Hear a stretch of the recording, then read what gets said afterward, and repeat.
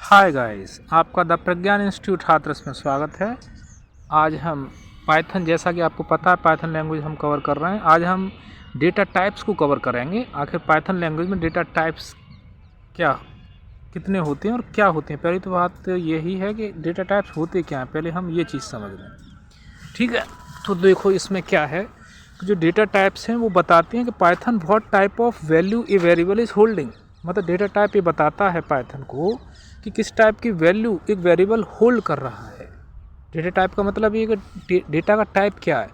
और जो Python language में एक ही वेरिएबल में हम डिफरेंट टाइप का डेटा स्टोर कर सकते हैं। दैट इज़ जो पाइथन लैंग्वेज है वो ऑटोमेटिकली डेटा के डेटा टाइप को डिटेक्ट कर लेती है, उसे हमें डिफाइन करने की ज़रूरत नहीं है। ये इसकी खास बात है। देखते हैं, देखो मोटे तौर पर हम इसको फटाफट, जो न्यूमेरिक डेटा टाइप्स है पहला तो ये है, मोटे तौर पर हम देख लेते हैं पहले, फिर डिटेल में आए। न्यूमेरिक डेटा टाइप होता है पाइथन में।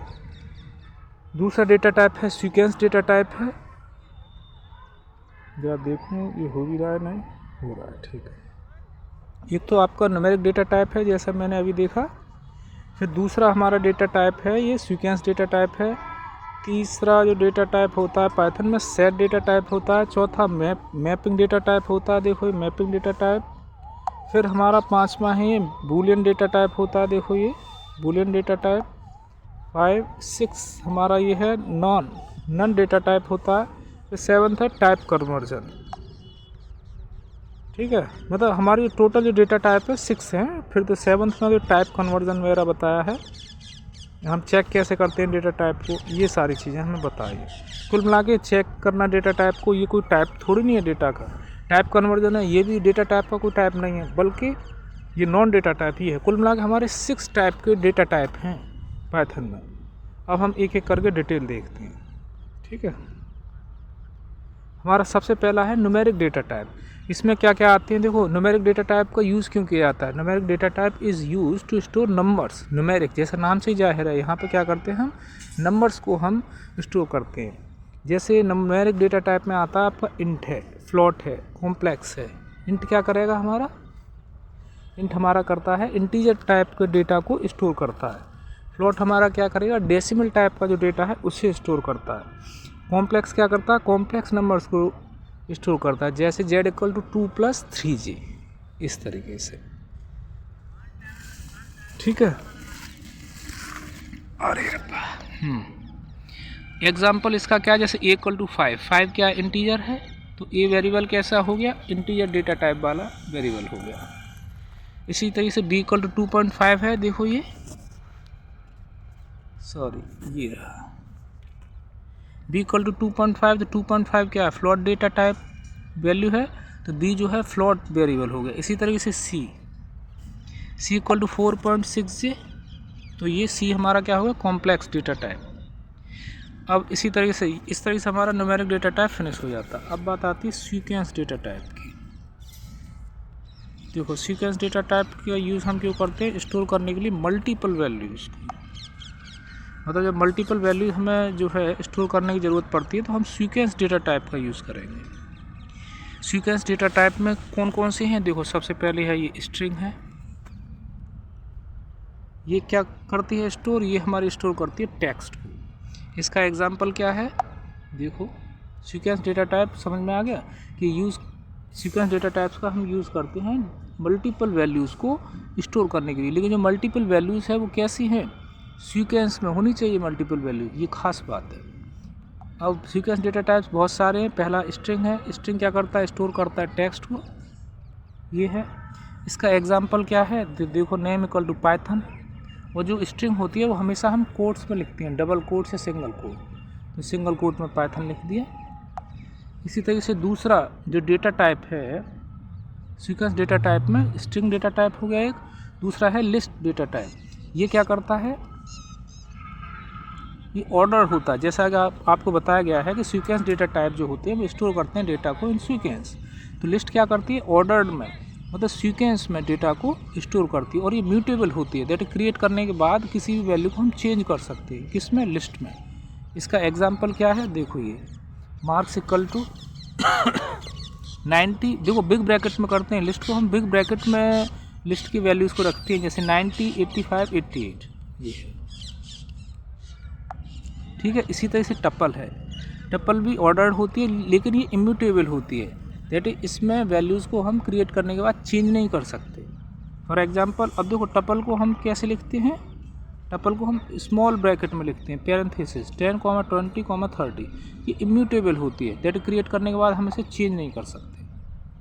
ठीक है, तो लिस्ट है, टपल है, इससे पहले क्या थी स्ट्रिंग है, ये सब सीक्वेंस डेटा टाइप हैं। ठीक, अब बात आती है set data type. Set data type क्या होता है, ये भी मल्टीपल वैल्यूज़ को स्टोर करती है लेकिन इन सीक्वेंस नहीं, अनऑर्डर्ड फॉर्म में, ये इसकी खास बात है।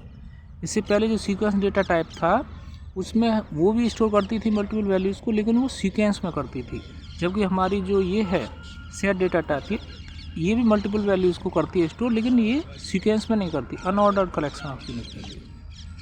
फॉर एग्जांपल क्या है, कलर्स, कलर से कलर देखो रेड, ब्लू, ग्रीन, ये सेट डेटा टाइप्स का है। हाँ, जो सेट डेटा टाइप है इसे करली ब्रेसेस में लिखते हैं, ये खास बात है, इसे हम किस में लिखते हैं, करली ब्रेसेस में लिखते हैं। और इसके जो आइटम है वो क्या है, स्ट्रिंग फॉर्म में लिए हैं, ये सेट डेटा टाइप हो गए। इसी तरीके से हमारा मैपिंग डेटा टाइप है, इसे देखते हैं। मैपिंग डेटा टाइप क्या करता है, ये डेटा को स्टोर करता है इन की और वैल्यू फॉर्म में, की वैल्यू पेयर में ये डेटा को स्टोर करता है, की वैल्यू पेयर में। ठीक है, इसका एग्जांपल क्या है, इसका एग्जांपल है डिक्शनरी। ठीक है, फॉर एग्जांपल देखो स्टूडेंट वेरिएबल है, उसमें स्टूडेंट नाम की एक डिक्शनरी है, डिक्शनरी को हम करली ब्रेसेस से हम डिनोट करते हैं। उसमें हमने नेम ली है, नेम नाम की एक वो है मतलब की है, और उसमें अमन, नेम क्या अपने आप स्ट्रिंग है, इसी डबल कोट में लिखी है। एज भी इसी तरह से, जब 16 जो है एज इक्वल टू ये 16 लिखा है, ये तो ये जो है जो 16 है वो क्या है, नंबर है, तो ये कोई स्ट्रिंग तो है नहीं, नंबर है, इसलिए हमने डबल कोट्स में नहीं लिखी।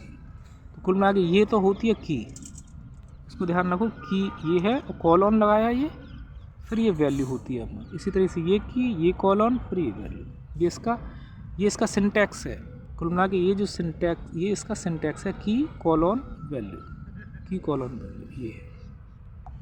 ठीक है, मैपिंग डेटा टाइप हो गया पाइथन में। फिर बूलियन डेटा टाइप होता है, ये देखो बूलियन डेटा टाइप, इसे संभल के करो यार, ये रहा बूलियन डेटा टाइप। इसमें क्या है कि ये रिप्रेजेंट करता है ट्रू और फॉल्स को। फॉर एग्जांपल इज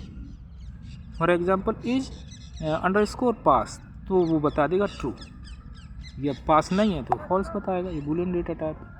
6 है हमारा none data type. None data type represent क्या करता है, no value, for example result equal to none. ठीक है, तो इस तरीके से 6 टाइप के डेटा टाइप्स होते हैं पाइथन लैंग्वेज में, और हर डेटा टाइप के अंदर भी बहुत सारे डेटा टाइप्स, सब डेटा टाइप होते हैं। जैसे नॉन डेटा टाइप में तो एक ही है, represent no value this. Boolean data type में रिप्रेजेंट ट्रू और फॉल्स दिस। अब इसे रिवाइज कर लेते हैं। मैपिंग डेटा टाइप में स्टोर करता है डेटा को इन की एंड वैल्यू फॉर्मेट, की और वैल्यू फॉर्मेट में। इसका एग्जांपल क्या है, डिक्शनरी। उसका जो वो है मतलब जो सिंटैक्स है, वो सिंटैक्स ये है, देखो इस तरह से लिखते हैं, ये रहा इसका एग्जांपल। ठीक है, अब इससे पहले वाला क्या था, set data type. Set data type क्या करता है, मल्टीपल वैल्यूज़ को स्टोर करता है, that is set data type stores multiple values but in unordered sequence. ये अनऑर्डर्ड सीक्वेंस में करता है, सीक्वेंस में नहीं करता, अनऑर्डर्ड सीक्वेंस में। इसका एग्जांपल क्या है, कलर्स इक्वल टू वो करली ब्रेसेस में रेड, ब्लू, ग्रीन, इस तरीके से। ठीक है, ये आगे चलते हैं। टपल क्या होता है, ये ऑर्डर्ड होता है, दैट टपल भी जो है, tuple store multiple values but in order sequence पर। ठीक है, और लेकिन और साथ ही ये क्या होता है, इम्यूटेबल होता है। इसका एग्जांपल क्या है, 10, 20, 30, पॉइंट इक्वल टू क्या दे रखा है, 10, 20, 30, स्मॉल ब्रैकेट में लिखते हैं, इम्यूटेबल होता है। लिस्ट, ये लिस्ट ऑर्डर होता है, इम्यूटेबल होता है। टपल इम्यूटेबल होता है। ठीक है, ये भी ऑर्डर्ड है, लिस्ट भी ऑर्डर्ड है, टपल भी, लेकिन अंतर क्या है कि लिस्ट म्यूटेबल होता है, टपल इम्यूटेबल होता है। ये सब एग्जांपल किसके हैं, सीक्वेंस डेटा टाइप। इससे पहले स्ट्रिंग है, ये यूज़ करते हैं डेटा को मल्टीपल वैल्यूज़ को सीक्वेंस में। एक और रह गया numeric data type. Numeric data type में आपको पता ही है, ये देखो इंट है, फ्लोट है, कॉम्प्लेक्स है, इसके एग्जाम्पल दे रखे हैं। ठीक है, इस तरीके से हमारे रिवाइज हो जाते हैं। लाइट कम हुआ है। तो इस तरीके से हमारी पाइथन लैंग्वेज में 6 टाइप के डेटा टाइप है। उन डेटा टाइप के अंदर भी बहुत सारे डेटा टाइप्स हैं, वो हमने बता दिए। ठीक है, अब हम आगे देखते हैं। हाँ, 7th में हमारा आता है टाइप कन्वर्जन। देखो, मतलब टाइप कन्वर्जन का मतलब क्या है? टाइप कन्वर्जन का मतलब है कोई भी हमें डेटा टाइप दे रखा है, उसे हम कन्वर्ट कैसे करेंगे। जैसे इंट को न्यूमेरिक डेटा टाइप, इंट है, फ्लोट है, कॉम्प्लेक्स है, उन्हें आपस में कैसे कन्वर्ट करेंगे। ठीक है, इसी तरीके से कोई टपल दे रखी है, सेट है, उसे हम कैसे आपस में चेंज करेंगे। टपल को डिक्शनरी में, डिक्शनरी को टपल में कैसे चेंज करेंगे। ये सारी चीज़ें टाइप कन्वर्जन कही जाती हैं। ठीक है, changing one data type to another. अब इसके कुछ एग्जाम्पल हैं, देखते हैं। x equal to 10, x equal to 10, जैसे हमें ये दे रखा है x इक्वल टू 10, और 10 क्या डबल कोट्स में है, डबल कोट्स में है, इसका मतलब क्या है? ये स्ट्रिंग है, मतलब x वेरिएबल में हमने कोई स्ट्रिंग डाल रखी है 10। ठीक है, y equal to int x, int function क्या करता है? वो इंटीजर में कन्वर्ट कर देगा। किसको? x को। x का जो डेटा टाइप क्या है? x वेरिएबल डेटा टाइप है स्ट्रिंग, दैट इज स्ट्रिंग को हम इंट में बदल रहे हैं, दैट इज ये पॉसिबल है, बदल देगा वो। यही है टाइप करना। ठीक है, इंट फंक्शन मतलब कुछ फंक्शन है जिसके ज़रिए हम क्या कर रहे हैं? टाइप कन्वर्जन कर रहे हैं। जैसे यहाँ पे इंट फंक्शन है, जैसे यहाँ पे क्या है? ये इंट फंक्शन है, तो इंट फंक्शन के द्वारा हम क्या कर रहे हैं? टाइप कन्वर्जन कर रहे हैं। दैट इज टाइप कन्वर्जन के लिए हमें फंक्शंस की ज़रूरत होती है। जैसे इंट में बदलना है, किसी स्ट्रिंग को बदल दिया हमने इंट में, या हमें फ्लोट को बदलना हुआ इंट में, तो फ्लोट को बदल देंगे इस तरीके से। अब बात आती है चेकिंग डेटा टाइप। किसी डेटा टाइप को चेक करेंगे तो वो कैसे करेंगे? चेक करने के लिए हम क्या कर रहे हैं? यूज़ करेंगे टाइप फंक्शन। जैसे हमें कोई वेरिएबल दे रखा है a इक्वल टू 10, एक वेरिएबल है a, उसमें वैल्यू हमने असाइन करा रही है 10। अब वेरिएबल a को ही हमने कोई डेटा टाइप डिफाइन नहीं किए, डिक्लेयर नहीं किया है, क्योंकि पाइथन लैंग्वेज हम जानते हैं ऑटोमेटिकली डिटेक्ट कर लेती है। 10 क्या? Integer, that is a variable का जो डेटा टाइप होगा क्या होगा? इंटीजर डेटा टाइप का वेरिएबल है। अब हम क्या कर रहे हैं? प्रिंट कराना चाहते हैं। जी हमें तो पता है, हम तो देख के बता रहे हैं साहब, जो ए की ये जो वेरिएबल है उसमें जो वैल्यू है 10 वो इंट टाइप की है, दैट इज ए वेरिएबल क्या है? इंटीजर डेटा टाइप का वेरिएबल है ए। लेकिन हमें टाइप ऑफ ए पता करना हो, वो मशीन बताए हमें, ये हम कैसे करेंगे? तो हम टाइप फंक्शन का यूज़ करेंगे। प्रिंट कर दो, प्रिंट फंक्शन के जरिए प्रिंट करेंगे। क्या प्रिंट करना चाह रहे हैं? टाइप ऑफ ए, तो टाइप फंक्शन का यूज़ कर लिया, तो इससे हमें ये वेरिएबल की टाइप पता लग जाएगी। ये मतलब है। क्विक एग्जाम टिप क्या है? देखो, ये है जो हमारी लिस्ट होती है ना, ये है जो हमारी लिस्ट होती है। देखो, लिस्ट जो हमारी होती है चेंजेबल होती है। लिस्ट में क्या होती है? मल्टीपल वैल्यू को स्टोर कर सकती है, that is list store multiple values in sequence. ठीक है, टपल भी मल्टीपल वैल्यूज़ को स्टोर करती है इन सीक्वेंस। लेकिन लिस्ट क्या? म्यूटेबल है, चेंजेबल है। टपल नॉट चेंजेबल है। सेट भी मल्टीपल वैल्यूज़ को स्टोर करती है, लेकिन नो डुप्लीकेट वैल्यू। डिक्शनरी में क्या है? की वैल्यू पेयर के रूप में डेटा स्टोर करती है। बस सिंपल है। इस तरीके से हमारे डेटा टाइप्स जो है 6 टाइप के डेटा टाइप होते हैं पाइथन लैंग्वेज में, और उन डेटा टाइप के अंदर क्या क्या एग्जाम्पल हैं उनके, वो हमने कवर कर लिए। आशा करता हूँ कि आपको ये समझ में आए होंगे। यदि आपको कहीं कोई डेटा टाइप से संबंधित कोई कन्फ्यूज़न है, कोई क्वेरी है, तो कमेंट सेक्शन में आप लिखें, मुझे बताएं, मैं उसे दोबारा समझाने की पूरी कोशिश करूँगा। अब बात आती है स्टेटमेंट्स इन पाइथन की। दूसरा टॉपिक स्टेटमेंट्स इन पाइथन। दूसरा टॉपिक हमारा क्या है? Statement in Python. इसे देखते हैं। देखो, स्टेटमेंट इन पाइथन में क्या है कि स्टेटमेंट क्या होते हैं? Statements are instruction that tell Python what to do, मतलब पाइथन लैंग्वेज क्या करेगी, क्या करती है। ठीक है, statements are instruction that tell Python what to do, मतलब पाइथन लैंग्वेज को बताया जाता है कि उसे क्या करना है। स्टेटमेंट कुल मिला के सिंपल से ध्यान रखो, स्टेटमेंट्स और कुछ नहीं होते, इंस्ट्रक्शन होते हैं। वो इंस्ट्रक्शन होते हैं जो कि पाइथन लैंग्वेज में लिखे जा रहे हैं। हालांकि किसी भी लैंग्वेज में लिखे जा सकते हैं, पाइथन लैंग्वेज, सी लैंग्वेज, या कोई भी लैंग्वेज है, C++, C# या जावा, तो सिंपल सी बात है, स्टेटमेंट्स वो इंस्ट्रक्शंस होते हैं जो कि किसी प्रोग्रामिंग लैंग्वेज में लिखे जाते हैं, जिसके जरिए हम कंप्यूटर को, दैट इज मशीन को बताते हैं कि उसे आखिर करना क्या है। ठीक है, every time line of statement, that is line of code, line of statement मतलब every statement in Python is statement, मतलब every line of code in Python language क्या है? स्टेटमेंट है। टाइप्स ऑफ स्टेटमेंट क्या है? सिंपल स्टेटमेंट है, देखो पहला सिंपल स्टेटमेंट है, हाँ, सिंपल स्टेटमेंट में असाइनमेंट स्टेटमेंट आते हैं, बी input statement, print statement, input statement है, फिर कंपाउंड स्टेटमेंट होते हैं। मोटे तौर पे देखो ये सिंपल स्टेटमेंट है, सेकंड है कंपाउंड स्टेटमेंट, थर्ड है कंडीशनल स्टेटमेंट्स, फिर फोर्थ आते हैं हमारे लूपिंग स्टेटमेंट्स, फिर 5 हैं कंट्रोल स्टेटमेंट। लूपिंग स्टेटमेंट अलग हैं और कंट्रोल स्टेटमेंट मतलब अलग अलग हैं, इसको हम डिटेल में सब समझते हैं, ठीक है। इससे पहले हमने क्या पढ़ा था, ये लूपिंग स्टेटमेंट है, सेकंड है जंप, या जंप को हम कंट्रोल स्टेटमेंट भी बोलते हैं। फिर नेक्स्ट है फंक्शन स्टेटमेंट, फिर नेक्स्ट है हमारा exception handling statement, return statement, ये टाइप हैं स्टेटमेंट्स की। तो इस तरीके से ये सारे हो जाते हैं। एग्जाम ओरिएंटेड ये हमें समरी दे रखी है, सिंपल स्टेटमेंट, कंपाउंड स्टेटमेंट, ये सब हम दे रखे हैं। तो कुल मिला के आप समझ सकते हो 8 टाइप के स्टेटमेंट होते हैं, ठीक है। और खासकर ये 8 टाइप के स्टेटमेंट किस में बताए हैं, पाइथन लैंग्वेज पढ़ रहे हैं हम, तो पाइथन लैंग्वेज में। हालांकि सिमिलर इसी टाइप के स्टेटमेंट, यही टाइप स्टेटमेंट्स के अदर लैंग्वेज में भी होते होंगे, ठीक है। तो हम एक एक करके इन्हें पढ़ते हैं। चलो, सिंपल स्टेटमेंट्स। सिंपल स्टेटमेंट्स के बारे में बता रहे, written in 1 line. Simple state का मतलब होता है कि एक लाइन में जो स्टेटमेंट लिखे जाते हैं सिंगल लाइन में, उसे हम सिंपल स्टेटमेंट कहते हैं।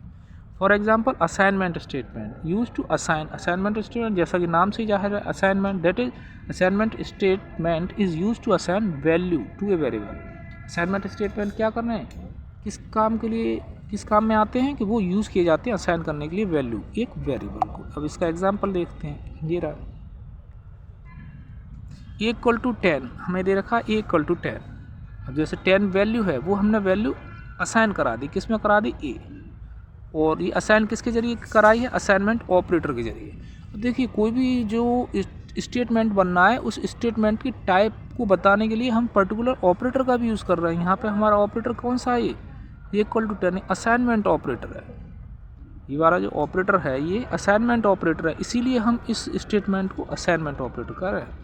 इसीलिए इसी तरीके से ये है नेम इक्वल टू पाइथन, तो यहाँ पे क्या असाइनमेंट ऑपरेटर है ये, इसीलिए हम नेम इक्वल टू पाइथन जो स्टेटमेंट है इसे हम असाइनमेंट, और सिंगल लाइन में है इसीलिए हम इसे जो है सिंपल स्टेटमेंट बोल रहे हैं, और साथ ही असाइनमेंट ऑपरेटर का यूज है तो असाइनमेंट स्टेटमेंट है। नेक्स्ट कौन सा, input statement. Input statement use to take input from user. Input statement का काम क्या होता है, जैसा नाम है वैसा इसका काम है, ये यूज़ किए जाते हैं इनपुट करने के लिए डेटा को फ्रॉम यूज़र। जैसे is equal to is equal to input function है, इनपुट फंक्शन के जरिए हम क्या कर रहे हैं, डेटा को इनपुट करा रहे हैं। क्या इनपुट करा रहे हैं, देखो ये स्ट्रिंग दे रखी है हमें, स्ट्रिंग में हमें लिखा है एंटर एज, मतलब हम यूज़र से कह रहे हैं कि साहब आप अपनी एज को एंटर करिए।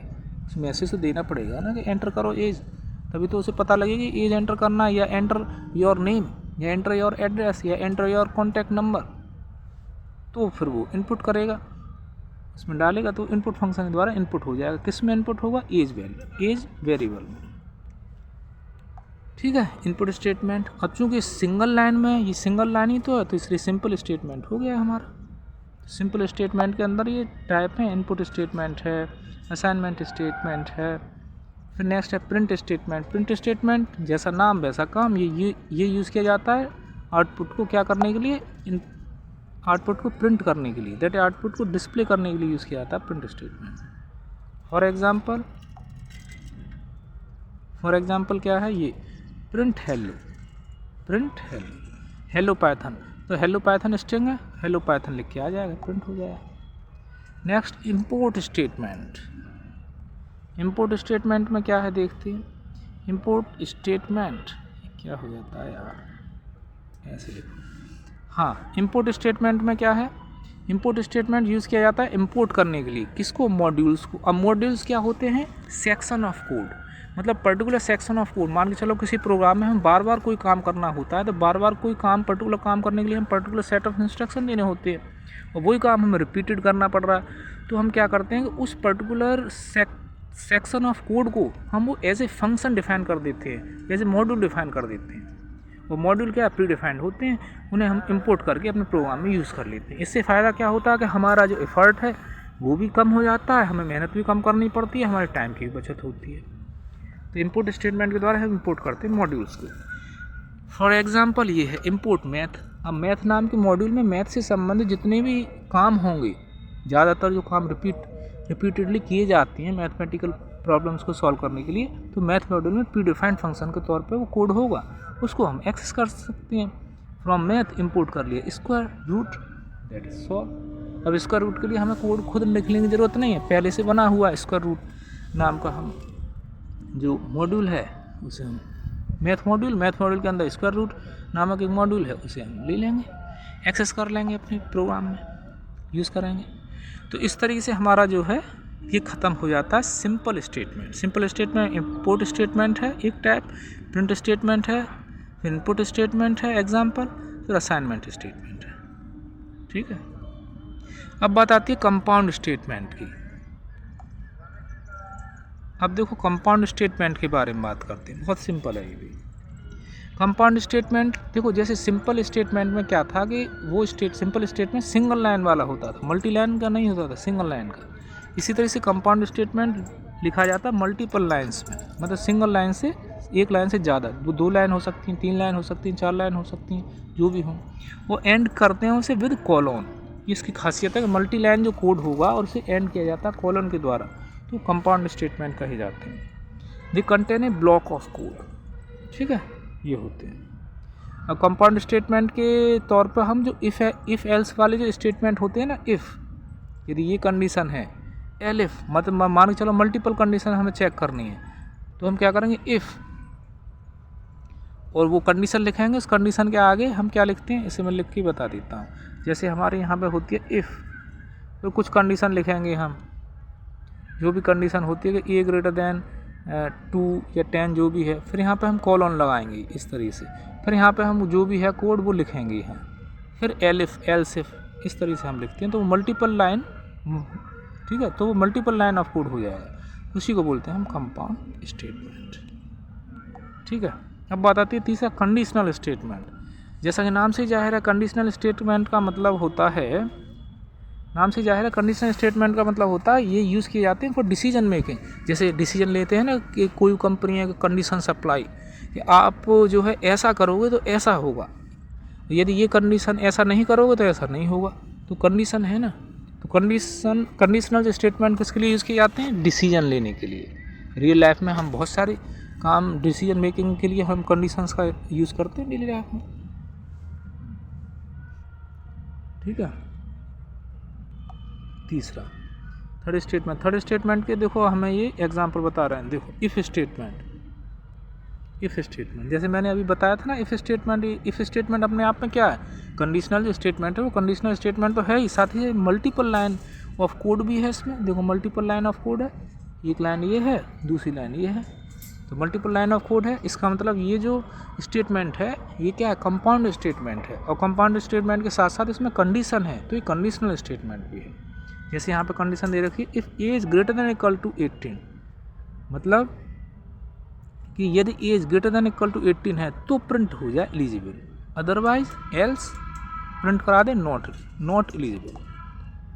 ठीक है, ये है।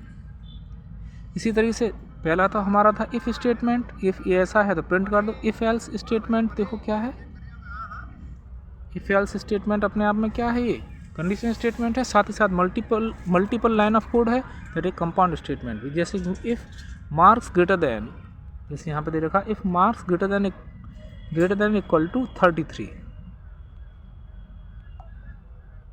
मतलब यहाँ पे कह रहे हैं कि इफ़ मार्क्स, यहाँ आ जा दोबारा, जैसे हमें यहाँ पे कह रहे हैं if marks greater than equal to 33 और कॉलन लगाया, देखो ये कॉलन है तो प्रिंट हो जाए पास, एल्स दूसरा स्टेटमेंट है कॉलन लगा दिया प्रिंट कर दी फेल।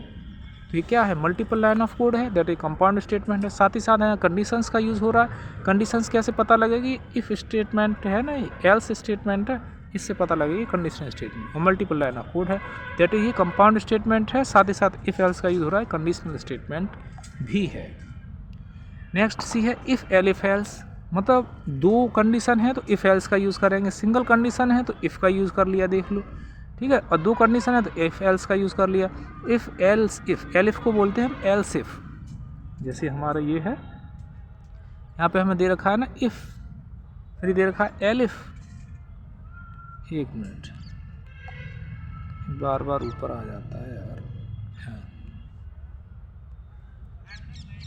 ये है, देखो यहाँ पे हमें दे रखा है ये इफ़, ये दे रखा है हमें एलिफ, ये एल्स दे रखा है। तो एलिफ का मतलब क्या होता है? एलिफ का मतलब होता है एल्स इफ। तो मल्टीपल कंडीशन है, दो कंडीशन है, तो इफ़ एल्स का प्रयोग। सिंगल कंडीशन है तो इफ़ के आगे कंडीशन लगाएंगे कॉलन, एल्स के आगे कंडीशन नहीं लगाते, हमेशा ध्यान रखना। तो इफ़ के आगे कंडीशन लगा दी marks greater than equal to 90, और जो कंडीशन लगाई उसके बाद हमने क्या लिखा है? कॉलन। ये सिंटैक्स है इसका, तो प्रिंट कर दें ए ग्रेड। एल्स इफ या एलिफ लिख देती है शॉर्ट में। Marks greater than equal to 75, जैसी कंडीशन लिखी तैसी हमने ये कॉलन लगाया, ये इसका सिंटैक्स है, तो प्रिंट हो जाए बी ग्रेड। ठीक है, इसी तरीके से और भी कंडीशन होगी तो उसे भी लिखेंगे हम एलिफ में, और भी लिखते हैं हम। अब कोई कंडीशन नहीं है। अब देखो यहाँ पर गौर करने वाली बात है, ये जो एल्स है, एल्स के साथ हम कोई कंडीशन नहीं लगाते। देखो एलिफ के साथ कंडीशन लिखी है, इफ़ के साथ कंडीशन लिखी है, लेकिन एल्स के साथ कोई कंडीशन नहीं लिखी। एल्स के आगे सिंगल कॉलन लगाया।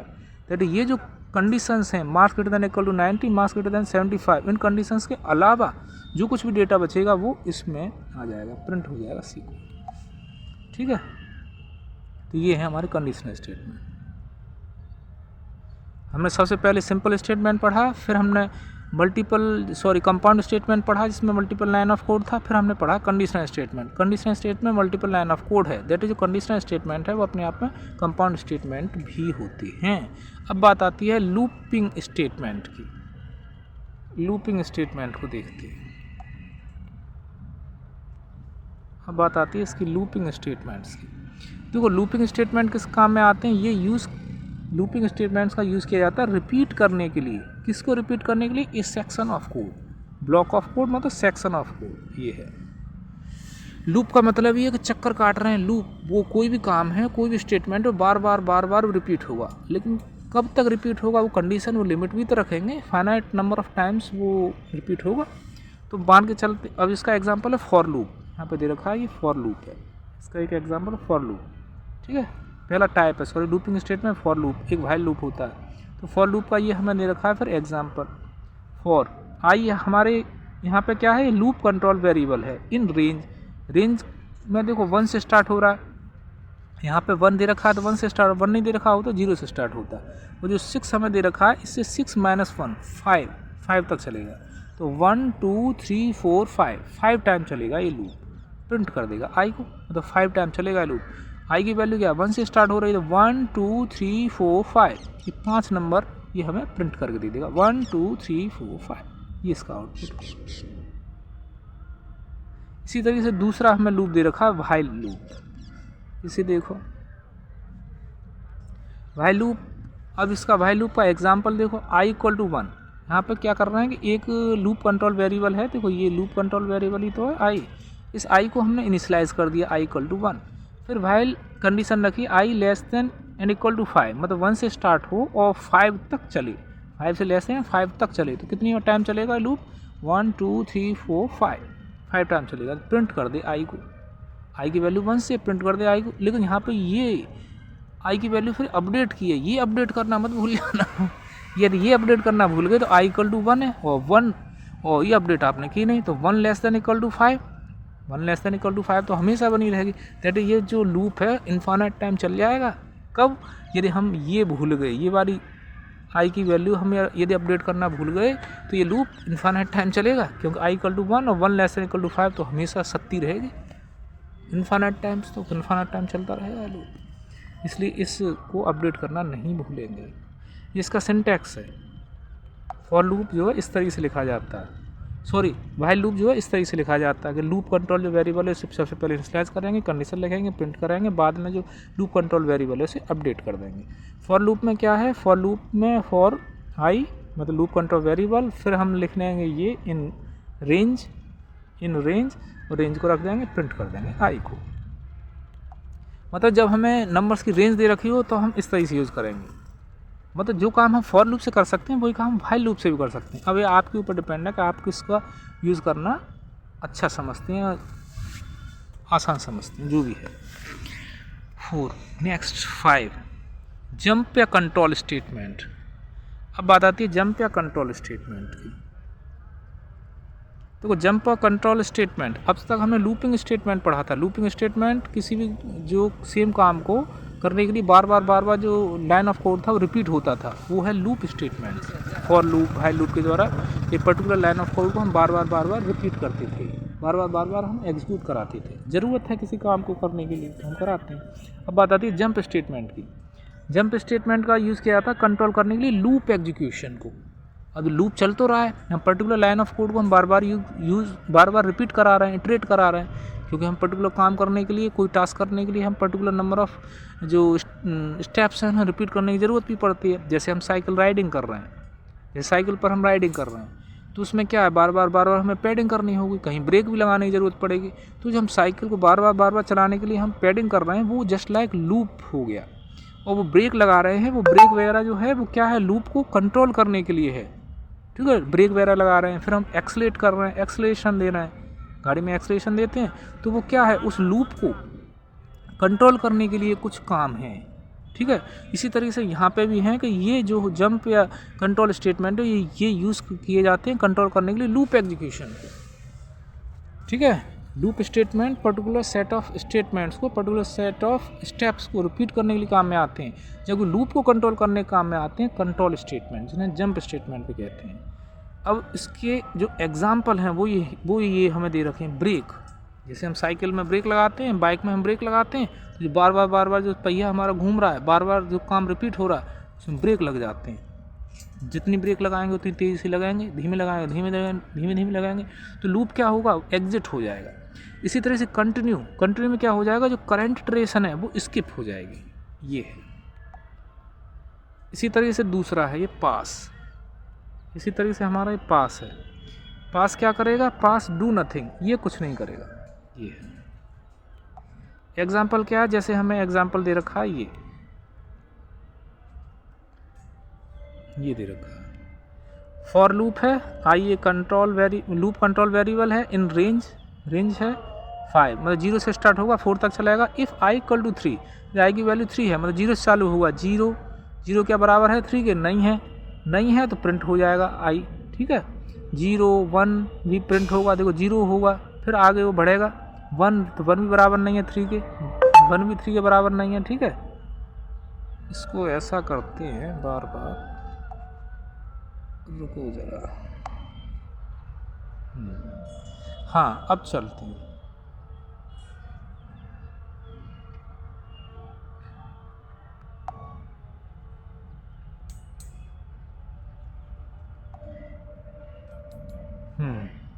हाँ फिर इसी पे आते हैं, बार बार डिस्टर्ब होता है, इस डेटा को मैंने बंद ही कर दिया।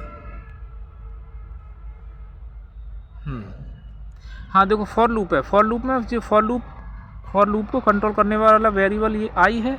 अब आई जो है और रेंज दे रखी है 5, 0 से चालू होगा, 0 से लेकर 4 तक चलेगा। आई की वैल्यू जैसे ही 3 के इक्विवेलेंट हो तो ब्रेक, मतलब जो इटरेशन है वो स्किप हो जाएगा। ब्रेक स्टेटमेंट का मतलब यही तो है, वो स्किप हो जाएगा इटरेशन मतलब लूप का जो इटरेशन है, मतलब लूप रिपीट होना। जैसे आई की वैल्यू हम यहाँ पे 0 आए, 0 बराबर 3 के नहीं तो प्रिंट हो जाएगा आई की वैल्यू 0, फिर 0 के बाद 1 आएगी, 1 बराबर 3 के नहीं है तो प्रिंट हो जाएगी हमारी फिर 1, फिर 2 बराबर 3 के नहीं है, फिर वो 2 प्रिंट हो जाएगी। जैसे 3 के बराबर होगी ब्रेक स्टेटमेंट जैसे हमारा एग्जीक्यूट होगा, जैसे ब्रेक स्टेटमेंट एग्जीक्यूट होगा तो ये ब्रेक का मतलब वो स्किप हो जाएगी, दैट इज प्रिंट नहीं होगा। दैट इज हमारी 0 वैल्यू प्रिंट हुई, 1 भी प्रिंट हुई, चूँकि 1 बराबर नहीं है, ठीक है, 2 भी होगी, लेकिन 3 नहीं होगी प्रिंट, क्योंकि ब्रेक हो गई, प्रिंट आई वाला जो स्टेटमेंट है ये एग्जीक्यूट नहीं हुआ। लेकिन फिर उसके बाद इसका मतलब ये नहीं है कि जैसे ब्रेक स्टेटमेंट का मतलब ये नहीं है कि फॉर लूप से बाहर आ गया, फॉर लूप स्किप हो गया, ऐसा नहीं है।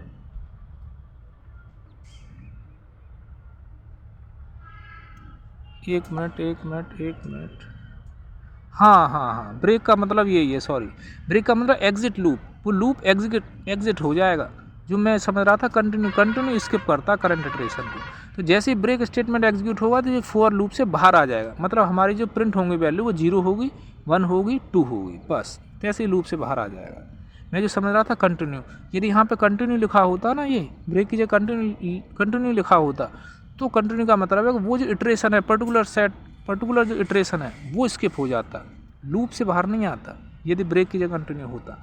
अब ब्रेक की जगह कंटिन्यू होता तो आउटपुट क्या आ जाता, आई की वैल्यू 0 आती, 0 बराबर 3 का नहीं तो 0 प्रिंट होता, 1 होता, 2 होता, जैसे 3 वैल्यू होती आएगी, तो 3 बराबर 3, तो कंटिन्यू स्टेटमेंट जैसे ही एग्जीक्यूट होता तो वो 3 जो है प्रिंट नहीं होता।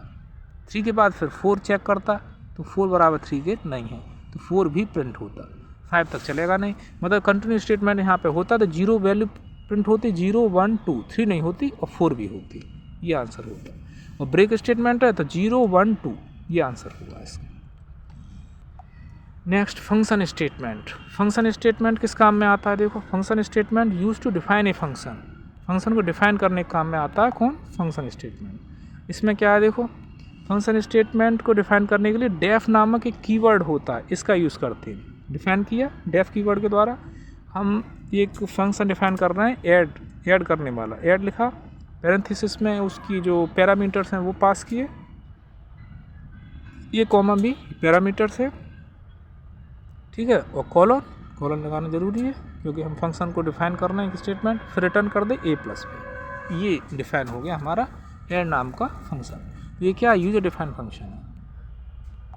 तो ये जो स्टेटमेंट हमने लिखा है क्या? Function statement. नेक्स्ट है एक्सेप्शन हैंडलिंग स्टेटमेंट, ये बहुत ही इंपॉर्टेंट है। एक्सेप्शन हैंडलिंग स्टेटमेंट किसके काम में आता है? यूज टू हैंडल एरर्स, ये एरर्स को हैंडल करने का काम आता है। इसके एग्जाम्पल क्या है? देखो, एक्सेप्शन हैंडलिंग किसके लिए काम में आता है? हैंडल करने के लिए एरर्स को। इसकी एग्जांपल क्या है? देखो, ये है